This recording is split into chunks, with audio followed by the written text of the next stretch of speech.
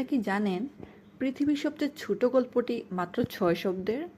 এই ৬টি শব্দের মধ্যেই বিখ্যাত লেখক আর্নেস্ট হেমিংওয়ে গভীর অনুভূতি আর না বলা অনেক কথাই যেন বুঝিয়ে দিয়েছেন। যদিও এর লেখককে তা নিয়ে বিতর্ক আছে। গল্পটি হলো for sale, baby shoes never worn. এর বাংলা অর্থ হলো বিক্রয়ের জন্য শিশুর জুতা, কখনো পরা হয়নি।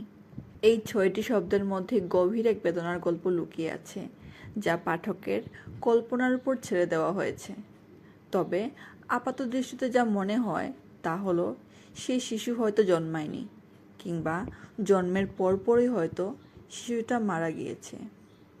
সেই শিশুটির ব্যথিত অভিভাবক হয়তো দুঃখে সুখে সন্তানের জুতা বিক্রির বিজ্ঞাপন দিয়েছে।